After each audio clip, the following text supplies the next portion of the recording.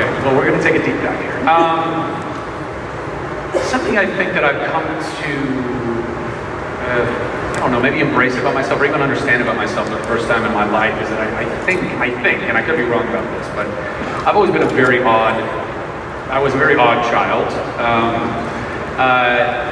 And I think that has to do with just the way my head and my heart work and how they work in tandem together. And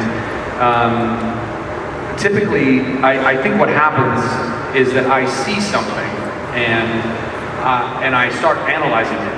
Not necessarily judging it, I just start looking at it and going, like, I look at that picture and I go, well, how is that made? And what works about that? What doesn't work about that? How does this microphone, this chair, this table, this room, this lighting, whatever, like my brain doesn't stop. And that can be a blessing and a curse, but my heart also doesn't stop because I care. I care so much. I care about people so much. I care about experiences so much. I care that we're all getting the very best that we can get. And so I started going to conventions really kind of at San Diego Comic-Con. That was the first time I'd ever been to a convention. I'd never been to conventions before. I had always grew up playing video games and reading comic books, and very much in the world that other convention goers might be associated with or affiliated with. But I didn't cosplay and I didn't really collect, so I didn't feel the need to go to any conventions. And then I was at San Diego Comic-Con, and I was having a blast, by the way. I mean, the first year, Chuck hadn't even aired yet, and there was 2,000 people in the audience. Thank God Adam Baldwin was in our cast. It's the only reason anybody showed up. Like, oh, he's so shiny still. And he is. The man does not age. But it was amazing. We played the whole pilot, and everybody applauded. It was a standing ovation. I mean, there's so much love. It was amazing. And every year after that, there was so much love. But my brain didn't stop. And my brain kept looking at things that I felt like could be a lot better. And that I felt like should be better. And and the only reason why I think things don't get better that could and should be better is because the people that are responsible for those things ultimately just don't care enough about the people that they're affecting by it not being better, if that makes sense. And that crushes me. And so I started to look at that whole situation, and my head and my heart started just going, whatever that is. I don't know what that is. It's a hamster and a wheel, apparently. And I started to try and figure out, well, how can I make it better? How can I make panels better? How can I make waiting for panels better? I remember when I found out just how many people were sleeping overnight on concrete, not even knowing for sure if they would get a seat in the panel room. And I thought, that's bullshit. I don't think that's fair. I didn't like that as powerful as a huge hall and thousands of fans in that hall could be, I didn't think it was fair that the people in the very back of the hall were essentially might as well be watching it on television. They were so far away. I thought that wasn't fair. I did not like, and you guys, I don't know if they're cataloged at this point or not, but maybe some of you guys were even at these panels, but we would have a moderator, and God bless them, lovely people that would moderate these panels, but we would answer the same questions over and over and over again, and I was looking out at a sea of thousands of fans, and I'm just going, just give them a microphone. Let them ask the questions. And to me, it doesn't matter if it's the same question over and over again, because at least it's their question. You guys are the reason why I'm even on this stage. You're the reason why any of us schmucks get up on these stages. It's not the moderators, it's not the reporters, at least it shouldn't be, not in my opinion. Because you are the consumers, you are the producers, you're the reasons why we have a job. And so we would, for 50 minutes, we would answer these questions about, so, what's different in this season in Chuck's character? And we would, politely answer the questions, and I would just be waiting and waiting and waiting until, maybe there'd be 5 minutes left over for the fans to ask questions. And then a couple years in a row, they'd be like, sorry, there's no more time. And if you look at the look on my face, it was just crestfallen. I was pissed, I was angry, because I just didn't think it was fair.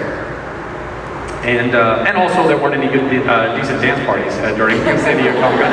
And that certainly wasn't fucking fair. And So yeah, it was all of that stuff. And then I was trying to figure out, well, what do I do? And by the way, a lot of Nerd HQ also came from, I started Nerd Machine as an apparel company. I wanted to make a lifestyle brand for nerd culture because I didn't think that existed before. Thank you. I was trying to figure out how to promote that, but also give a different convention experience that hopefully maybe fixed or solved or made better the things that I didn't think were as good as they could or should have been, and that's where Nerd HQ came from. And I've given everything I could to bring it. You know, this last year was tough. I can't get into all the details of exactly why Nerd HQ didn't come to pass, but I can tell you that, you know, sponsors, big corporations, they're really slow-moving machines, and they can be very fickle with their commitment to money. And I've been, how do I say this? I put a lot of blood, sweat, tears, and my own money into Nerd HQ, and I can't do it anymore. And I tried to crowdfund it a couple years ago. Some of you may have been a part of that Indiegogo campaign. And I honestly hoped and I thought and I prayed that if I just went to the collective fan base that I was giving free 35 hours every year of panels for free, an entire event if you showed up for free, dance parties for free. I thought that if I just asked the world for $5 a pop, we could pay for it, and we couldn't. So then I stopped believing that I could do that anymore. And I'm going to try and move Nerd HQ over into a full non-profit moving forward, and I'm going to put a donate button on the website. And if you guys want it to happen in San Diego, then it's going to be in your hands. And if you want it to happen anywhere else in the world, it's going to be in your hands. And if the world doesn't come together and we don't get enough money for it, then there won't be any more Nerd HQ. And I hate to say that. I say that with a heavy heart, but I have overextended myself in so many ways, and